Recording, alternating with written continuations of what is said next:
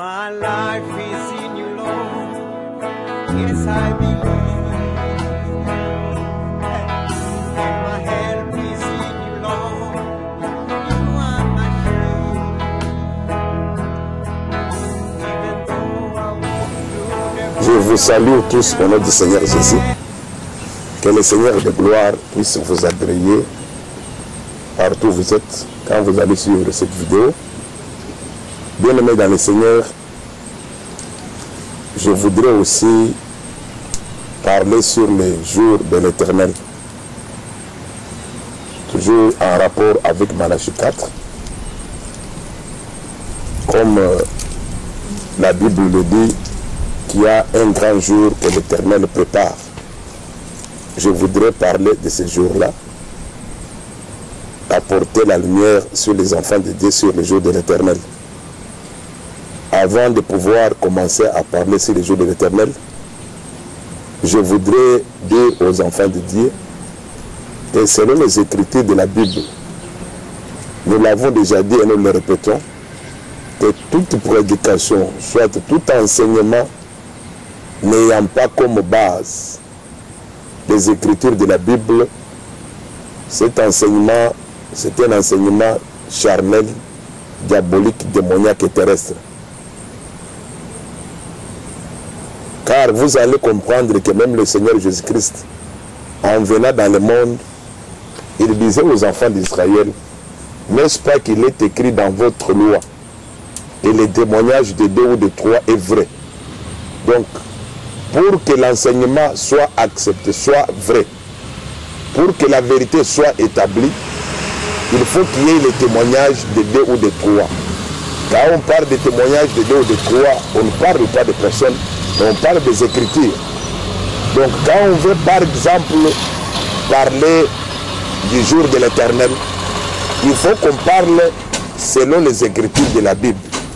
Si quelqu'un donne un enseignement, même si cet homme peut se dire prophète, même s'il peut opérer des miracles, mais si l'enseignement qu'il donne, même si la révélation qu'il peut donner n'a pas pour base les Écritures de la Bible, cet enseignement est faux. Je vais donner d'abord une écriture avant de lire Malachie 4. Je suis dans le livre de Deutéronome. Je suis dans Deutéronome, je pense, au chapitre Deutéronome. Souffrez avec moi que je retrouve cette écriture. Il y a une écriture où le Seigneur dit que si au milieu de vous, il s'élève un prophète et qu'il dit des choses qui vont se réaliser, qui vont s'accomplir, mais ne l'acceptez pas encore, mais vérifiez les dieux qu'il est en train de confesser. Donc, les dieux, c'est-à-dire, donc, Dieu est la parole. Donc, vérifiez la parole qu'il confesse. Ok, je suis dans Deutéronome chapitre 13.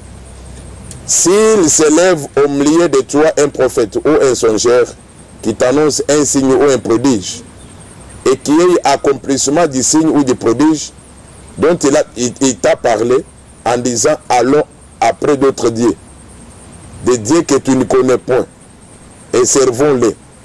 Tu n'écouteras pas les paroles de ces prophètes ou de ces songeurs, car c'est l'Éternel votre Dieu qui vous met à l'épreuve pour savoir si vous aimez l'Éternel votre Dieu de tout votre cœur et de toute votre âme. Donc vous allez voir ce que Dieu dit ici, que s'il s'élève au milieu de vous un prophète qui dit quelque chose et que la chose s'accomplit. Un prophète qui dit par exemple qu'il va pleuvoir à 15 heures et qu'il arrive à pleuvoir. La Bible dit que jusque-là, il ne faut pas encore le croire, mais il faut voir, il faut d'abord attendre maintenant pour voir quel est le Dieu qu'il confesse. Or, Dieu est la parole. C'est-à-dire, Dieu dit, il faut voir quelle est la parole qu'il confesse. Donc, si quelqu'un vous donne une prophétie, il prophétise, et que la chose s'accomplit, Mais si la parole qu'il annonce n'est pas la vraie parole, la Bible dit que c'est un faux prophète. Il ne faut pas le croire, il faut le rejeter. Pourquoi? Puisqu'il n'a pas donné la vraie parole de Dieu. Bien-aimé dans le Seigneur, un enfant de Dieu, sa nature, c'est de vérifier les Écritures. C'est pourquoi quand vous lisez Actes chapitre 17, la Bible nous donne l'exemple des chrétiens de Béret. Les chrétiens de Béret, quand on leur enseignait, ils vérifiaient les Écritures pour savoir ce qu'on leur enseignait était vrai ou pas. Donc un enfant de Dieu ne peut pas faire beaucoup de confiance au pasteur qu'aux Écritures. Un enfant de Dieu, son problème, lui, c'est les Écritures de la parole de Dieu. Puisque ce sont les Écritures qui enseignent. Donc le problème, bien aimé, n'est pas seulement d'aller à l'église, mais le problème, c'est d'être ancré dans les Écritures, d'avoir les deux pieds dans les Écritures de la parole de Dieu. Il peut arriver que quelqu'un enseigne, et s'il enseigne la fausseté, si réellement il est enfant de Dieu, et que les Écritures corrigent sa fausseté, il doit se repentir, puisque nous avons vu ça dans la Bible. Je vais donner un exemple ou deux, puisque quand nous enseignons, il faut qu'il y ait un ou deux témoins. Il y a eu un bien-aimé du nom d'Apollos. Ce bien-aimé, la Bible dit qu'il était versé dans les Écritures. Là, nous sommes dans le livre des Actes des Apôtres. La Bible dit qu'un jour, il était en train d'enseigner. Quand il enseignait, il y a eu deux hommes qui sont entrés dans le temple, là où il enseignait. Il s'agissait de Priscille et d'Aquilas. Et quand ils l'ont écouté enseigner, dans son enseignement, il y a eu l'erreur. La Bible dit que les deux l'avaient repris pour lui faire voir que tu as bien parlé, mais voilà quelque part, tu as posé l'erreur. Et cela n'avait pas fait à ce que Apollos ne soit plus appelé ministre de la parole. Donc, un pasteur, un prédicateur, un prophète, selon Éphésiens 4, donc quand je parle du pasteur, je parle des prophètes, selon Éphésiens 4, ils peuvent commettre des erreurs en enseignant. Mais si la Bible le reprend, ils doivent se repentir. C'est très facile, bien aimé, si on est réellement enfant de Dieu. Un deuxième exemple, vous allez remarquer avec le prophète Samuel. Quand Dieu l'avait envoyé dans la maison d'Isaïe pour aller oindre David. Quand il est arrivé dans la maison d'Isaïe, la Bible dit que quand on lui a présenté les enfants d'Isaïe, il avait vu un des enfants d'Isaïe qui était géant. Il s'appelait Eliab. Lui, il a cru que c'était lui. Mais quand Dieu est venu, Dieu lui a dit que non, tu es dans l'erreur. Et cela n'avait pas fait à ce que Samuel ne soit plus appelé prophète de Dieu. Cela n'avait pas fait à ce que Samuel ne soit plus juge en Israël. Puisque des fois aussi la chair de l'homme agit. C'est pourquoi nous conseillons aux enfants de Dieu de vérifier les Écritures. Un enfant de Dieu ne mange pas n'importe quel agneau, mais un enfant de Dieu mange toujours un agneau sans défaut.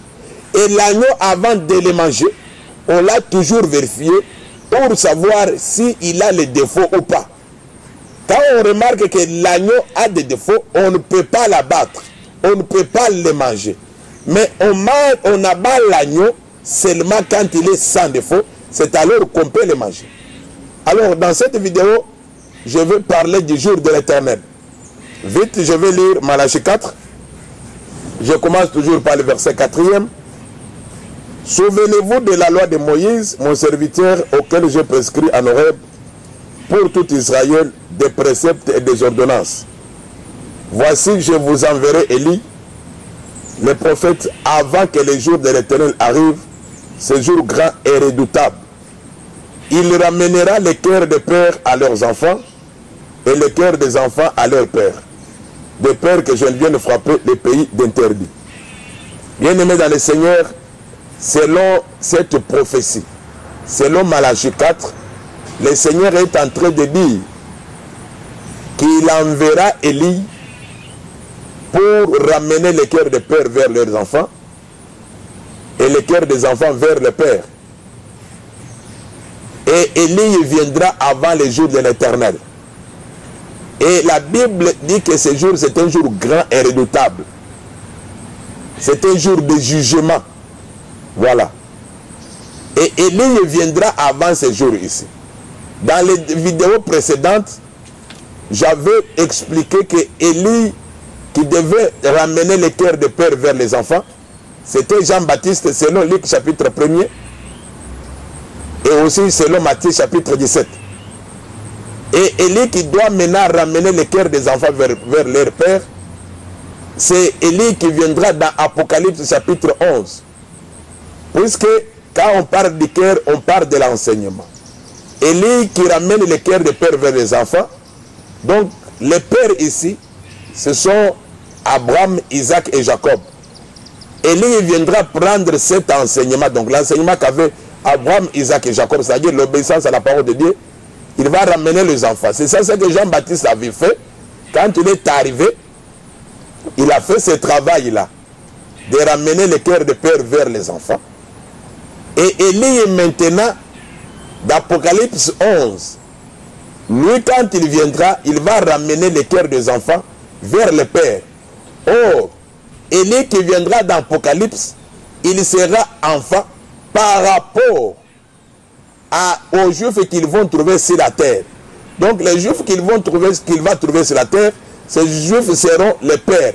Lui comme enfant, il viendra avec l'enseignement de Dieu pour l'enseigner à leur père, donc à ses pères. Donc c'est pourquoi la Bible dit qu'il va ramener les cœurs des enfants au père. Donc Élie comme Jean-Baptiste ramène l'enseignement des pères vers les enfants. Mais Élie d'Apocalypse chapitre 11, lui, il vient comme enfant pour prendre l'enseignement qu'il va venir avec et donner à ses pères. Et cela se fera avant les jours de l'Éternel. Donc il y a un jour que l'Éternel a préparé. Alors pour comprendre les jours de l'Éternel bien-aimé, nous devons les comprendre dans les Écritures de la parole de Dieu. Puisque selon l'apôtre Pierre explique ceci. Je voudrais lire cette écriture. Je suis dans 2 Pierre, je pense, ça doit être 2 Pierre. Voilà, je suis dans 2 Pierre, chapitre 20. Sachant tout d'abord vous-même qu'aucune prophétie de l'écriture ne peut être un objet d'interprétation particulière. On ne peut pas expliquer une écriture par elle-même, mais pour comprendre une écriture de la parole de Dieu, soit pour expliquer, soit interpréter une écriture de la parole de Dieu, on doit l'interpréter par d'autres écritures. C'est pourquoi le bien-aimé Job dit que les écailles du crocodile, ce sont des frères qui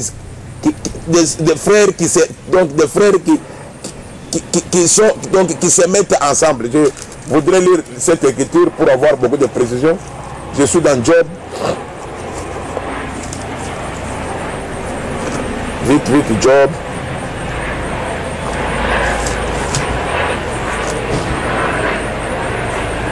Ok, Job chapitre 41. Écoutez ce que le bien-aimé dit. Je commence par le verset 6. Ces magnifiques et puissants boucliers sont unis ensemble comme par un seau. Ils se serrent l'un comme l'autre et l'air ne passerait pas entre eux. Ce sont des frères qui s'embrassent, se saisissent, demeurent inséparables. Voilà. Donc, les boucliers, ce sont des écailles. Ici, on parle des écailles du crocodile, les boucliers. Il dit que ces écailles ici, ce sont des frères qui se serrent, qui sont unis. Ils demeurent inséparables. Donc, quand on parle des écailles, soit des écailles du crocodile, on parle des écritures de la parole de Dieu. Puisque en réalité, les crocodiles dont on parle dans 41, dans Job 41, on parle du Seigneur Jésus-Christ. Je ne parle pas de crocodile, mais je donne cet exemple pour faire voir aux enfants de Dieu que les écritures de la Bible, ce sont des frères qui s'embrassent. qui s'unissent, on ne peut pas les séparer. Donc, pour comprendre une écriture de la Bible, il faut lire d'autres écritures. D'autres écritures vont expliquer cette écriture que vous avez lue. Donc, pour parler du jour de l'Éternel, je vais lire d'abord Ésaïe. Je lis Ésaïe. Je vais lire Ésaïe. Je suis dans Ésaïe chapitre 61. Écoutez ce que le Seigneur dit. Je commence par le verset 1er. L'Esprit du Seigneur, l'Éternel est sur moi. Car l'Éternel m'a envoyé pour porter de bonnes nouvelles aux malheureux. Il m'a envoyé pour guérir ceux qui ont le cœur brisé, pour proclamer aux captifs la liberté et aux prisonniers la délivrance, pour publier une année de grâce de l'Éternel et un jour de vengeance de notre Dieu, pour consoler tous les affligés. Voilà. Donc, le bien-aimé Ésaïe prophétise. Ici, il parlait du Seigneur Jésus. Puisque quand vous allez remarquer, quand le Seigneur est arrivé dans Luc chapitre 4, quand il est entré dans le temple, il a pris le rouleau et il a ouvert, il a commencé à lire le prophète Ésaïe. Quand il a terminé à lire, la Bible dit que Jésus a dit qu'aujourd'hui, cette écriture s'est accomplie. Or, quand Jésus a lu dans le temple, vous allez remarquer qu'il a lu une partie seulement de la prophétie. Il dit ceci, je vais lire Luc 4. Luc 4.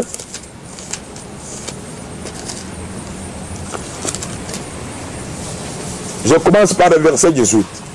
L'Esprit du Seigneur est sur moi, parce qu'il m'a envoyé pour annoncer une bonne nouvelle aux pauvres.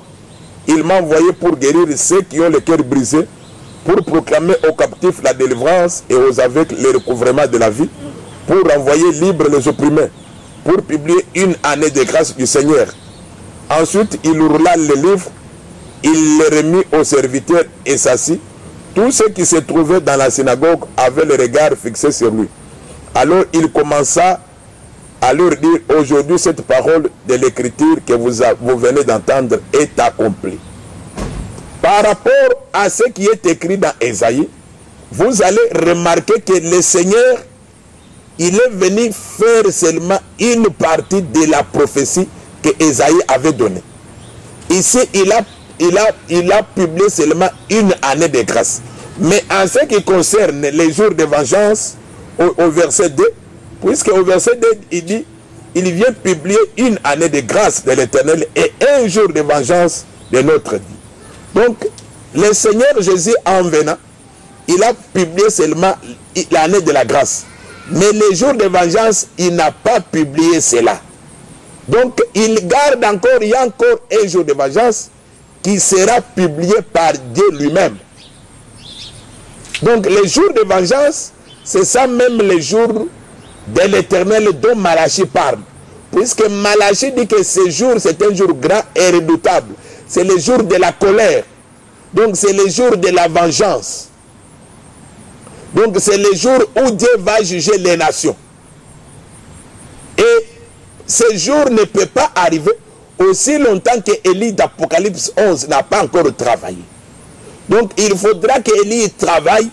Et alors, maintenant, le Seigneur va proclamer ce jour-là. Il va publier les jours. Puisque Ésaïe 61 le dit clairement que l'Esprit du Seigneur est sur moi. Il m'a envoyé pour publier une année de grâce et un jour de vengeance. Mais le Seigneur a déjà publié seulement une année de grâce dans laquelle nous sommes aujourd'hui. Nous sommes pendant l'année de la grâce. Mais les jours de vengeance, le Seigneur ne l'a pas encore publié. Les jours de vengeance, c'est les jours de la colère de Dieu. C'est même les jours, les grands jours, les jours de l'Éternel. Les grands jours, les jours qui est grand et redoutable. C'est ça les jours de vengeance que le Seigneur va publier après que Élie ait travaillé. Et quand on parle du jour de l'Éternel, on ne peut pas parler du jour de l'Éternel sans parler du septième ange de l'Apocalypse chapitre 10. Puisque c'est cet ange-là, quand il va parler, que ce jour-là sera publié. Et aujourd'hui, je ne parle pas encore de cet ange-là, mais je vais parler dans la prochaine vidéo, faire voir aux enfants de Dieu comment l'ange va publier les jours de la vengeance, donc les jours de l'Éternel. Et cet ange ici, la Bible dit, il appelle l'ange, le 7e ange. Mais quand vous lisez votre Bible, bien-aimé, la Bible ne parle pas du premier ange, ou soit du deuxième, ou du troisième, ou du quatrième, ou du 5e ange, ou du 6e ange, mais la Bible parle seulement du 7e ange. C'est pourquoi, bien-aimé, il faut faire beaucoup d'attention avec le langage de Dieu. Nous allons expliquer pourquoi la Bible parle seulement du 7e ange, dans Apocalypse chapitre 10. Alors, les jours de l'Éternel, le bien-aimé, c'est les jours de la colère de Dieu. Les jours du jugement de Dieu. Et je vais ajouter une écriture. Je vais vite dans Deutéronome chapitre 30. Je lis d'abord Genèse. Avant de lire Deutéronome, je lis Genèse. Puisque Dieu se répète plusieurs fois. Dieu se répète plusieurs fois dans la Bible, dans la parole de Dieu. C'est pourquoi Hébreux chapitre 1er dit ceci, que Dieu, après avoir parlé de plusieurs reprises et de plusieurs manières à nos pères, donc Dieu parle d'une seule chose de plusieurs reprises et de plusieurs manières. Il parle ça à plusieurs reprises et de plusieurs manières. Donc les jours de l'Éternel, Dieu n'en a pas parlé seulement dans Malachie. Même dans Genèse, je vais vous montrer que Dieu a déjà parlé du jour de l'Éternel dans Genèse. C'était déjà prévu dans Genèse. Pas seulement dans Genèse, mais dans beaucoup de livres de la Bible, Dieu avait déjà parlé du jour de l'Éternel. C'est pourquoi nous disons toujours aux enfants de Dieu que le livre d'Apocalypse, c'est un livre qu'on retrouve déjà dans Genèse. C'est un livre qu'on retrouve déjà dans Daniel. C'est un livre qu'on retrouve déjà dans Zacharie, même dans Ézéchiel. Donc, Apocalypse, c'est la répétition de beaucoup de livres. Donc, Apocalypse n'est pas un livre nouveau. Celui qui a bien lu la Bible, quand il lit la Bible, il lit Apocalypse, il verra Apocalypse dans beaucoup de livres. Je suis dans Genèse chapitre... Genèse, je pense, chapitre 15. Je suis dans Genèse chapitre 15. Écoutez ce que le Seigneur dit à Abraham. Je commence par le verset 13. Et l'Éternel dit à Abraham, sache que tes descendants seront étrangers dans un pays qui ne sera point à eux. Ils y seront asservis et on les opprimera pendant 400 ans. Mais je jugerai la nation à laquelle ils seront asservis et ils sortiront ensuite avec de grandes richesses. Je lis Deutéronome 30. Je lis Deutéronome 30.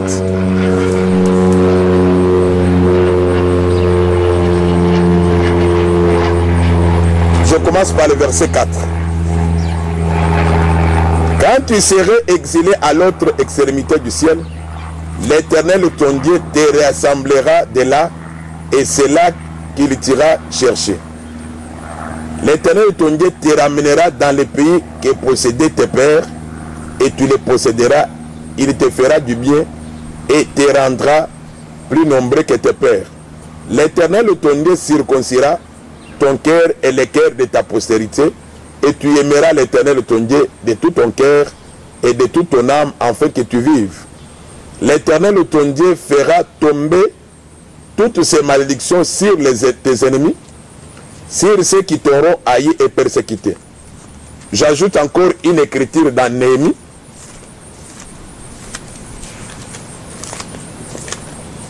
Néhémie, j'ajoute une écriture dans Néhémie. Néhémie, chapitre, je pense, 1er, voilà, la prière de Néhémie. Néhémie chapitre 1er. Je commence par le verset 7. Non, je commence par le verset 6. Que ton oreille soit attentive, que tes yeux soient ouverts. Écoute la prière que ton serviteur t'adresse en ce moment, jour et nuit, pour tes serviteurs, les enfants d'Israël, en confessant les péchés des enfants d'Israël. Nos péchés contre toi, car moi et la maison de mon père, nous avons péché. Nous t'avons offensé et nous n'avons point observé les commandements, les lois et les ordonnances que tu prescrivis à Moïse ton serviteur. Souviens-toi de cette parole que tu donnas ordre à Moïse ton serviteur de prononcer.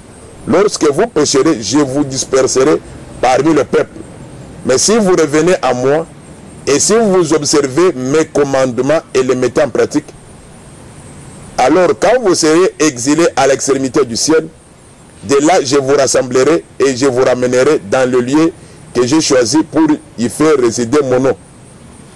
Ils sont tes serviteurs et ton peuple que tu as racheté par ta grande puissance et par ta main forte. Voilà, bien-aimé. Depuis déjà Genèse, Dieu avait déjà dit à Abraham que tes descendants, soit ta postérité, vont séjourner dans un pays qui ne sera pas le leur. Et dans ce pays, ils seront asservis. Mais à la fin de leur esclavage dans ce pays étranger, Dieu va juger la nation à laquelle ils seront asservis. Or, vous allez remarquer, bien aimé, que les enfants, soit les descendants d'Abraham, qui sont les enfants d'Israël, avaient séjourné pendant 430 ans en Égypte. Pourquoi? C'était à cause du péché. Quel péché avait-il commis? Puisqu'ils avaient vendu Joseph. Car Joseph, dans la maison de leur père, il était beaucoup aimé par rapport aux autres enfants. Et quand ils l'ont vendu, la Bible dit qu'il y avait famine sur toute la terre. Et pour retrouver à manger, il fallait seulement aller vers Joseph qui était en Égypte. Et c'est comme ça que les enfants d'Israël s'étaient retrouvés en Égypte. Et après la mort de Joseph, la Bible dit qu'ils avaient été asservis en Égypte. Ils ont souffert pendant beaucoup d'années en Égypte. Et vous allez remarquer qu'à leur sortie, quand Dieu est venu maintenant pour le faire sortir, quand Dieu s'est souvenu de l'alliance, de sa parole envers Abraham, quand Dieu est descendu maintenant en Égypte pour le faire sortir par Moïse et par Aaron, la Bible dit que Dieu avait jugé l'Égypte. C'est là où on parle, la Bible dit que Dieu avait tué tous les premiers-nés des Égyptiens, même les premiers-nés des animaux. Donc il y avait eu deuil en Égypte à la sortie d'Israël. Donc, dans Deutéronome aussi, chapitre 30, l'Écriture dit ceci. Dieu dit à Moïse, qui dit aux enfants d'Israël, que chaque fois qu'ils vont pécher, je vais les disperser. Je vais les chasser de ces pays. Et quand je vais les chasser, ils seront asservis au pays où ils seront comme étrangers. Mais à la fin, quand je vais les ramener dans mon pays, dans le pays que j'ai donné à leur père, je vais juger les pays auxquels ils seront asservis. Donc là déjà Dieu parlait du jour de l'Éternel, de la colère de Dieu. Donc le jour de l'Éternel, c'est quand Dieu va juger les nations qui dominent sur les enfants d'Israël. Donc les enfants d'Israël, chaque fois qu'ils péchaient, Dieu les chassait du pays de leur père, donc du pays que Dieu leur avait donné. Donc Dieu les chasse du pays de Canaan. Et maintenant, quand Dieu les ramène, vous allez remarquer que toutefois quand Dieu ramenait son peuple dans le pays de Canaan, Dieu maintenant, qu'est-ce qu'il faisait? Il jugeait la nation à laquelle ils étaient asservis. Donc il jugeait les pays dans lesquels ils avaient été comme des étrangers. Donc les jours de l'Éternel, c'est les jours que Dieu a préparés, que les jours que Dieu garde pour punir les nations du monde à cause de son fils le premier-né. Puisque Dieu appelle Israël mon fils le premier-né. Donc les jours de l'Éternel, c'est les jours où la colère de Dieu va s'abattre sur les nations à cause d'Israël. Je vais donner une autre écriture. Je suis dans Joël. Je suis dans le livre de Joël, au chapitre 3. Écoutez ce que le Seigneur dit. Car voici en ce jour, en ce temps-là, quand je ramènerai les captifs de Juda et de Jérusalem, je rassemblerai toutes les nations et je les ferai descendre dans la vallée de Josaphat. Et là, j'entrerai en jugement avec elles au sujet de mon peuple d'Israël, mon héritage, qu'elles ont dispersé parmi les nations, et au sujet de mon pays, qu'elles se sont partagées. Donc, voici ce que Dieu dit au travers de son serviteur Joël. Que quand il va ramener les captifs de Juda, quand il va les ramener d'où? Les ramener des nations, soit du pays où ils sont maintenant. Donc quand il va les ramener dans le territoire de Canaan, dans le territoire d'Israël, Dieu va rassembler toutes ces nations dans la vallée de Josaphat. C'est là qu'il va les juger. Donc c'est là les grands jours de l'Éternel. Donc les jours de l'Éternel, c'est les jours que Dieu a préparés pour punir, pour juger, soit pour déverser sa colère sur toutes les nations à cause des enfants d'Israël. Et ce jour ici n'est pas encore arrivé. Et celui qui va publier ce jour n'est rien d'autre que le Seigneur Jésus-Christ. C'est Dieu lui-même qui va proclamer ce jour de vengeance, puisqu'il l'avait déjà dit dans Ésaïe. Comme nous l'avons lu, dans Ésaïe 61, Dieu avait déjà prévu qu'il va publier une année de grâce et un jour de vengeance. L'année de grâce, il est là déjà publié, mais les jours de vengeance, Dieu ne l'a pas encore publié. Je donne encore une autre écriture. Je suis dans Jérémie. Je fais toutes ces gymnastiques pour parler toujours du jour de l'Éternel, les jours grands et redoutables. Jérémie chapitre 30.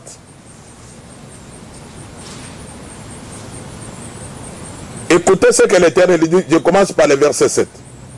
Malheur, car ce jour est grand. Il n'y en a point eu de semblable. C'est un temps d'angoisse pour Jacob, mais il sera délivré en ce jour-là, dit l'Éternel des armées. Je briserai son joug de dessous ton cou, je romprai tes liens et des étrangers ne t'assujettiront plus. Ils serviront l'Éternel leur Dieu et David le roi, que je leur susciterai. Ici aussi Dieu parle du jour de l'Éternel.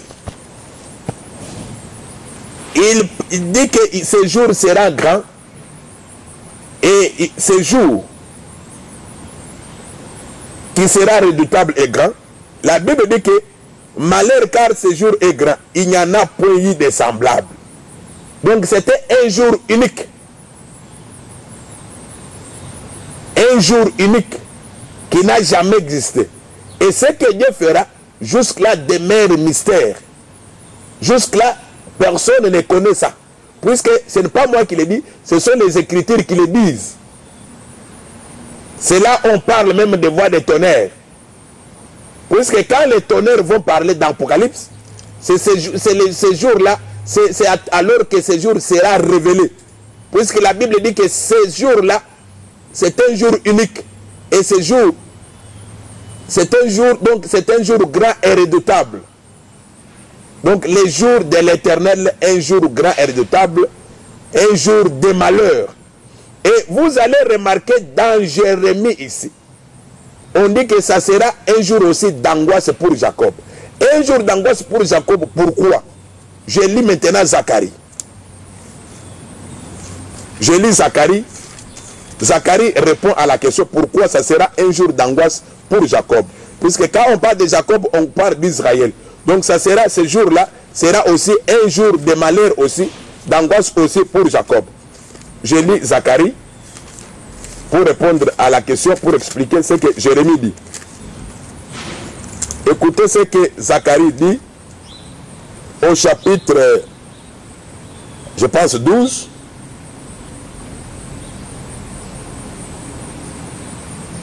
Je commence par le verset, chapitre 12, je commence par le verset 1er. Oracle, parole de l'Éternel sur Israël. Ainsi parle l'Éternel qui a étendu les cieux et fondé la terre, et qui a formé l'esprit de l'homme au-dedans de lui. Voici, je ferai de Jérusalem une coupe d'étourdissement pour tous les peuples d'alentour, et aussi pour Juda dans les sièges de Jérusalem. En ce jour-là, je ferai de Jérusalem une pierre pesante pour tous les peuples. Tous ceux qui la soulèveront seront meurtris, et toutes les nations de la terre s'assembleront contre elle. En ce jour-là, dit l'Éternel, je frapperai d'étourdissement tous les chevaux et de délire ceux qui les monteront. Mais j'aurai les yeux ouverts sur la maison de Juda. Quand je ferai d'aveuglement tous les chevaux des peuples, les chefs de Juda diront en leur cœur, les habitants de Jérusalem sont notre force. Je vais encore ajouter 14. Zacharie 14. Zacharie 14. Voici les jours de l'Éternel arrivent, et tes dépouilles seront partagées au milieu de toi. Je rassemblerai toutes les nations pour qu'elles attaquent Jérusalem. La ville sera prise, les maisons seront pillées et les femmes violées. La moitié de la ville ira en captivité, mais le reste du peuple ne sera pas exterminé de la ville. Voilà. Donc, selon Jacob, Jérémie dit que ce jour-là sera aussi un jour d'angoisse pour Jacob, pour Israël. Pourquoi on dit que ça sera aussi un jour d'angoisse pour Israël? Puisque Dieu dit qu'il va rassembler toutes les nations pour que toutes les nations puissent attaquer Jérusalem. Puisque quand les deux seront en train de prêcher en Israël pendant 3 ans et demi, selon les Écritures, il y aura paix en Israël. Mais dans d'autres nations, il n'y aura pas la paix. Et les autres nations diront que le malheur que nous avons vient d'Israël. C'est pourquoi les nations vont aller tuer les deux ouins. Ça, c'est l'Apocalypse chapitre 11.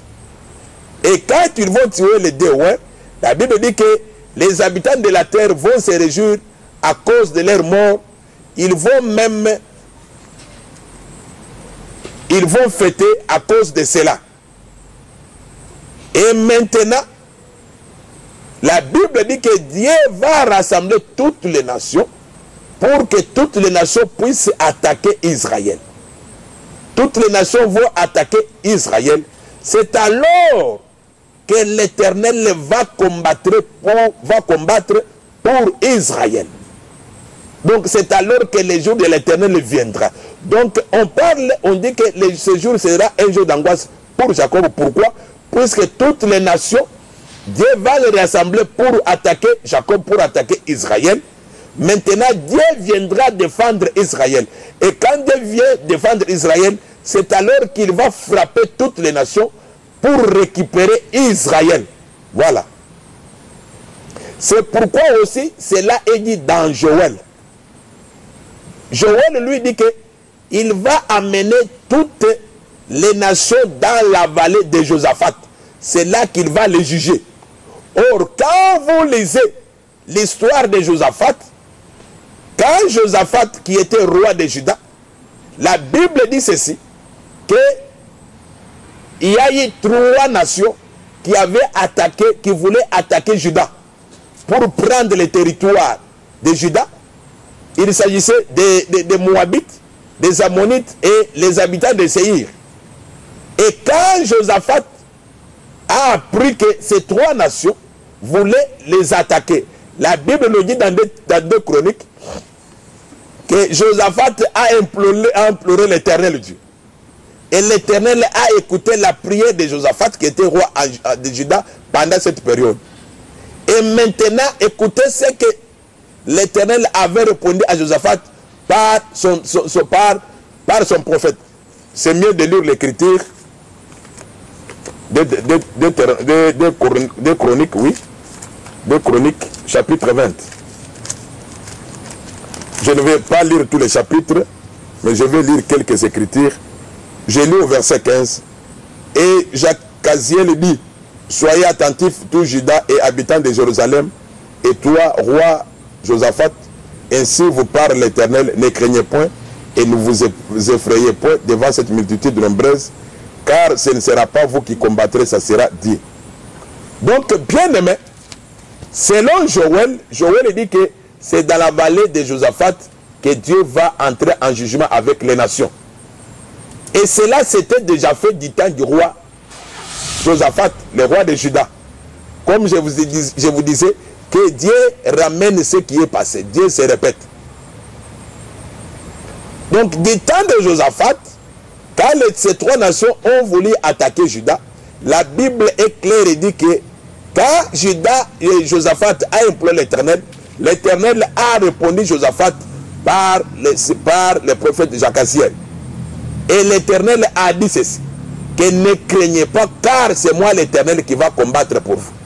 Et quand vous lisez tous les chapitres, vers le bas là-bas, vous allez remarquer que Dieu avait dit seulement à Josaphat de dire au peuple de ne pas craindre, mais d'aller vers ces gens-là pour les rencontrer. Mais quand ils sont allés pour les rencontrer, avant même qu'ils arrivent au lieu, sur les champs de bataille, la Bible nous dit que l'Éternel avait mis la confusion dans ces trois nations. Les gens s'étaient tués entre eux. Donc entre eux, les ennemis de Juda, et même s'étaient tués. Tous étaient morts. Donc c'est la même chose qui va arriver. La même chose, qu'est-ce que je veux dire par là? Donc je voudrais dire que comme l'Éternel avait combattu pour Juda en cette période-là, de la même manière qu'il va combattre aussi pour Israël. C'est pourquoi Joël parle de la vallée de Josaphat. Donc, quand les nations vont attaquer Jérusalem, il y aura un jour d'angoisse pour Jacob, pour Israël, mais c'est l'Éternel qui va combattre pour Israël. C'est pourquoi on parle du jour de l'Éternel. Bien-aimés dans le Seigneur, si vous allez encore plus loin dans Genèse, Dieu l'avait déjà aussi dit dans Genèse. Dans Genèse, quand Caïn a tué son frère Abel, Dieu avait déjà parlé aussi du jour de l'Éternel ici. Puisque dans Matthieu 23, quand Jésus-Christ arrive, dans Matthieu 23, qu'est-ce qu'il dit? Dans Matthieu 23, je vais lire l'écriture. Dans Matthieu 23, écoutez ce que Jésus dit. Dans Matthieu 23, je lis le verset 32, je saute et je lis le verset 35. Comblez donc la mesure de vos pères. Verset 35. Afin que retombe sur vous tous les sangs innocents répandus sur la terre, depuis le sang d'Abel le juste, jusqu'au sang de Zacharie, fils de Barachi, que vous avez tué entre le temple et l'autel. Je lis le verset 37. Jérusalem, Jérusalem qui tue les prophètes. Je me limite là. Donc, bien aimé, je disais que quand Caïn a tué son frère Abel, Dieu avait déjà parlé aussi du jour de l'Éternel ici. Je vais vous faire voir ça. Dans Matthieu 23, quand le Seigneur arrive, il dit aux pharisiens et aux scribes, donc il s'adresse aux Juifs pour leur dire que comblez la mesure de vos pères. Or, combler la mesure des pères ici, Jésus voulait seulement leur dire, achevez ce que vos pères ont commencé. Or, qu'est-ce que leur père avait commencé? Leur père avait commencé à tuer les prophètes depuis Abel. Puisque Jésus est clair, il nous dit que le sang innocent qui a été répandu sur la terre depuis Abel le juste. Or, physiquement, celui qui avait tué Abel, c'est Caïn.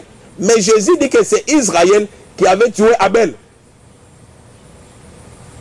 Et Jésus dit que combler maintenant la mesure. Comment il comble la mesure? Il comble la mesure en tuant le Seigneur Jésus. Donc, ceux qui n'ont pas achevé, c'est ça ce que Jésus dit aux Juifs. Maintenant, achevez ce que vos pères ont commencé. Puisque combler la mesure, c'est achever ce qui avait été commencé. Ce qui avait été commencé, c'est le fait de tuer les prophètes depuis Abel. C'est pourquoi Jésus leur dit, combler la mesure. Donc, achevez maintenant ce qui avait été commencé. Donc, ils ont achevé par tuer le Seigneur Jésus.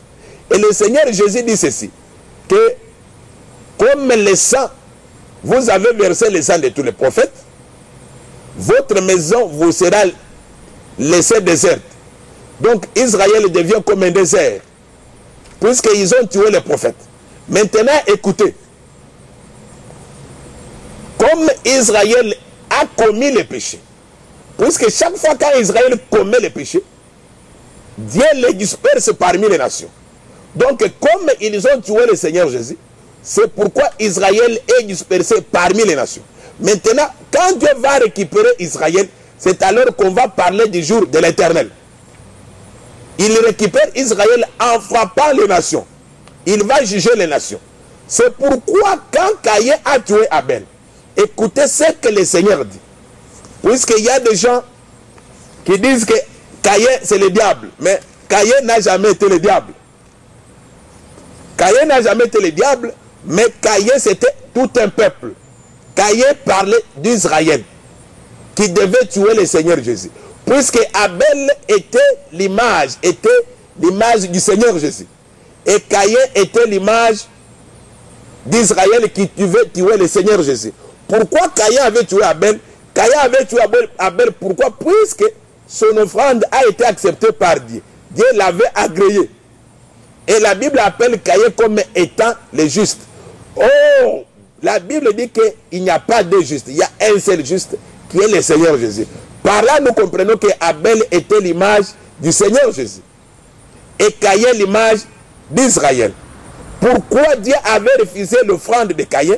Ce n'est pas puisque Caïn était mauvais, ou soit ce n'est pas puisque Caïn avait donné une mauvaise offrande, mais cela voulait enseigner quelque chose. Caïn comme type d'Israël, vous allez remarquer que le bien-aimé Paul dit dans Hébreu, et il n'est pas le seul à le dire, même Somme l'avait déjà dit, que Dieu n'avait pas agréé les offrandes et les holocaustes que les enfants d'Israël lui donnaient.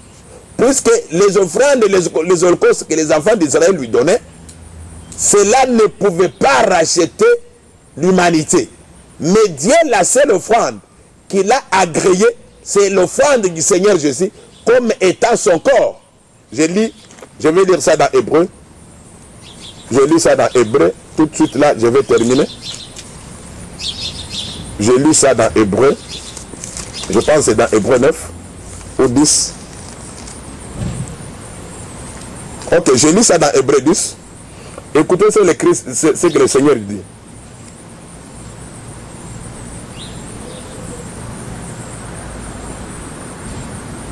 Je commence par le verset 4.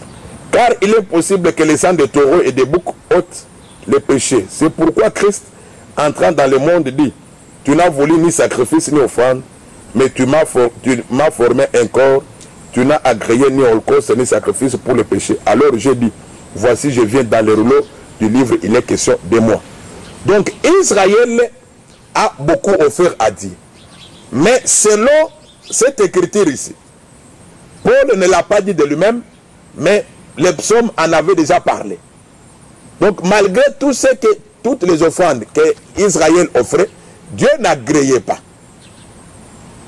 C'est pourquoi Dieu dit que les sangs de boucs et de taureaux n'étaient pas capables. Ces sangs-là ne pouvaient pas ôter le péché. Mais les seuls sangs qui ôtent le péché, c'est les sangs du Seigneur Jésus. C'est pourquoi Caïn était le type d'Israël.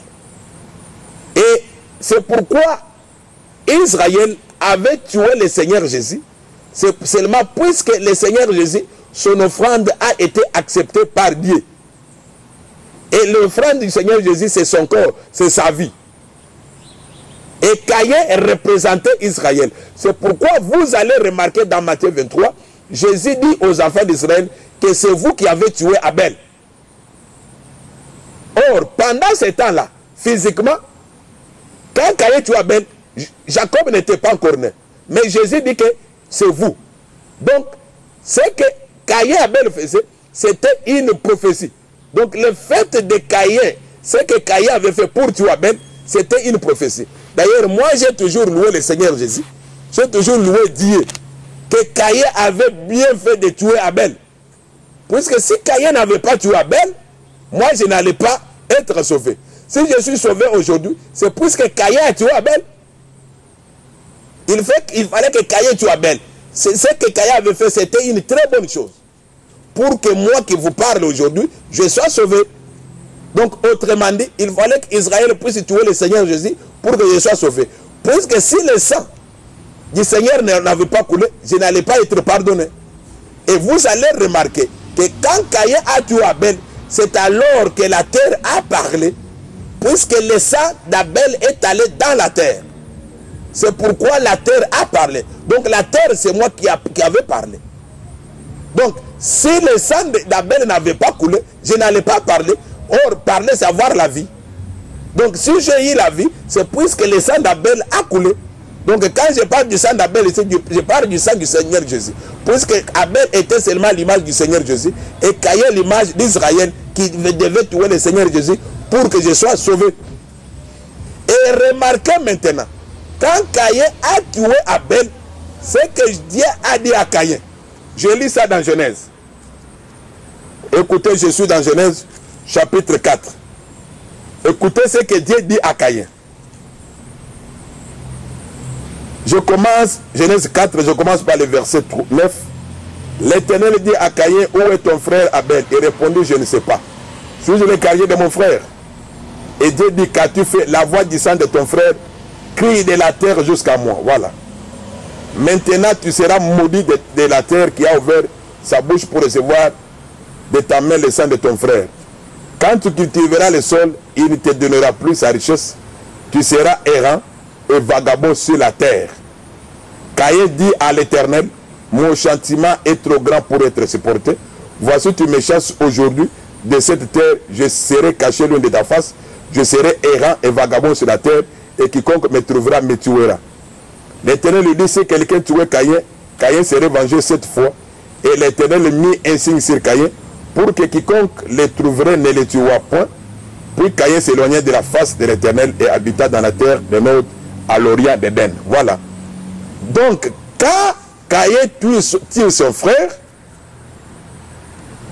le sang d'Abel va dans la terre et la terre commence à crier, la terre commence à parler. C'est ça ce que je venais de dire, qu'il fallait que le sang d'Abel coule pour que la terre puisse parler. Aussi longtemps que le sang n'avait pas encore coulé, la terre ne pouvait pas ouvrir la bouche. Or, quand la terre ouvre la bouche, elle parle. Or, cette terre-là, ça parlait de moi. Ça parlait de tout enfant de Dieu. Donc, il fallait que le sang de Jésus coule pour que nous puissions avoir la vie. Et maintenant, écoutez ce que Dieu dit à Caïn. Dieu dit ceci à Caïn. Comme tu as fait cela, tu seras maudit. Tu seras errant, tu seras vagabond. Et je te chasse de cette terre.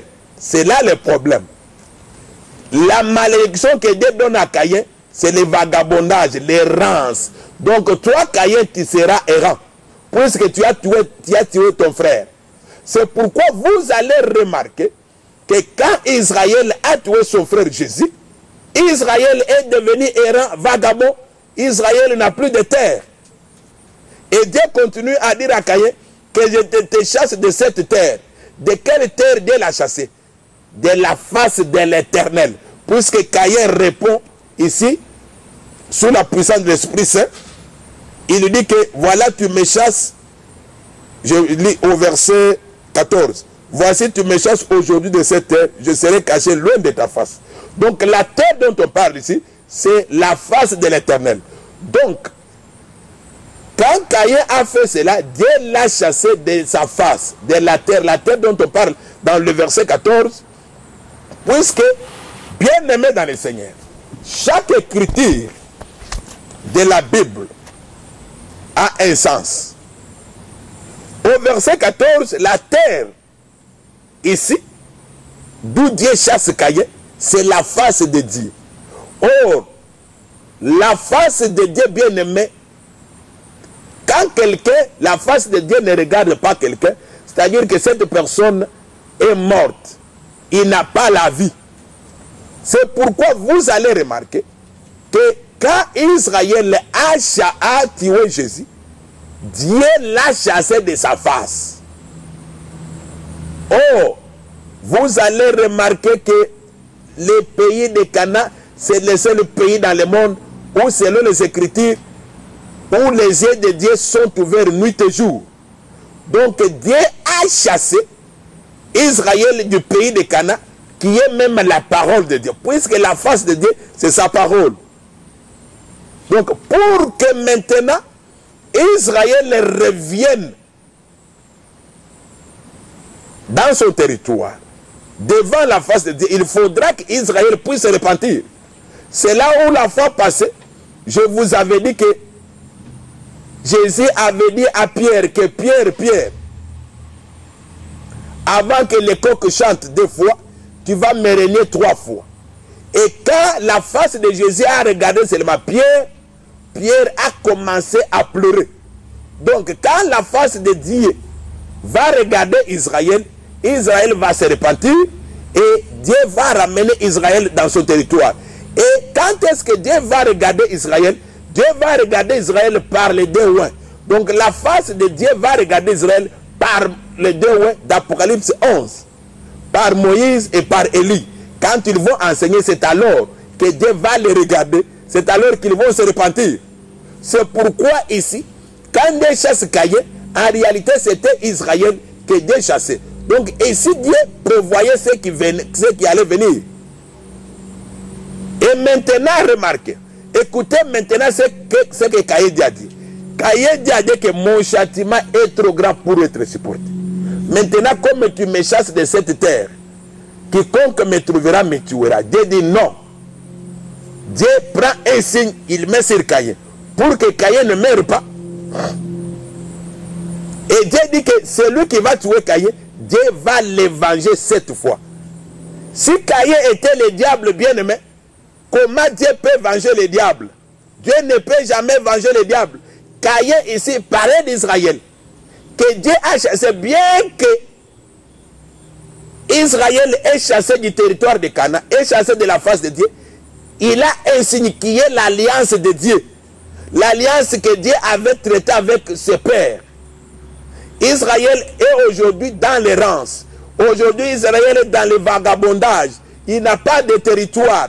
Malgré que Israël est dans le vagabondage, malgré que Israël est dans l'errance, mais Israël a une alliance. Dieu va se souvenir de cette alliance et il va ramener Israël dans son territoire. C'est ça ce qui était arrivé même du temps des enfants d'Israël en Égypte. Quand Dieu s'était souvenu seulement de son alliance avec Abraham, Isaac et Jacob, Dieu les a ramenés. Donc, c'est pourquoi ici on dit qu'on a mis sur Caïn les signes de vie, pour qu'on ne les tue ou pas. Bien aimé, Caïn ici parlait d'Israël. Donc ici déjà, on parlait déjà du jour de vengeance. Vengeance pourquoi? Puisque Dieu dit, quiconque va chercher à tuer Caïn, Dieu va venger Caïn.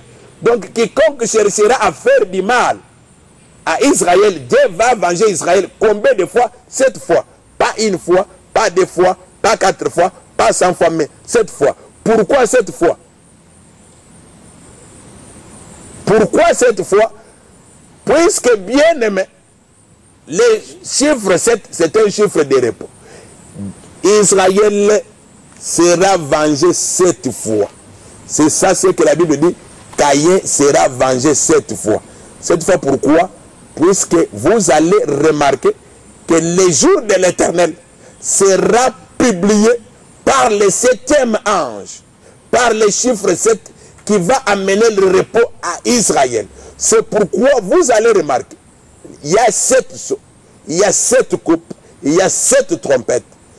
Tout ça, ce sont des fléaux que Dieu va envoyer vers les nations pour se venger, pour venger Israël. Donc, venger Caïn cette fois ici, c'est frapper les nations par les sons, par les trompettes, par les coupes. Tout ça, ce sont des fléaux que Dieu va utiliser pour venger Israël. Puisque les nations s'attaqueront à Israël pour dire qu'il faut éliminer tous les enfants d'Abraham. Quant à Rachel, qu'il faut éliminer tous les juifs. Alors quand on va chercher à éliminer tous les juifs, c'est alors que le 7e ange va verser la coupe, la 7e coupe, et c'est alors que les tonnerres vont parler. Et ça sera maintenant les jours de l'Éternel. Donc bien aimé, les jours de l'Éternel, Dieu l'avait déjà dit au travers Caïn, puisque Caïn sera vengé. Combien de fois? 7 fois. Donc les jours de l'Éternel, on ne l'a pas parlé seulement dans Malachie, mais les jours de l'Éternel a été parlé à maintes reprises. Donc bien aimé dans le Seigneur, dans notre vidéo prochaine, c'est alors que nous allons parler d'Apocalypse chapitre 17 et chapitre 10. Nous allons parler du 7e ange qui va publier les jours de l'Éternel, qui va publier les jours de la vengeance. Les jours de la vengeance a été prévu depuis Genèse chapitre 4, puisque Dieu dit que Caïn sera vengé 7 fois. Nous allons parler de cela dans notre prochaine vidéo. Que le Seigneur puisse vous bénir. Au nom puissant de Jésus, nous disons Amen. My life is in you, Lord. Yes, I believe.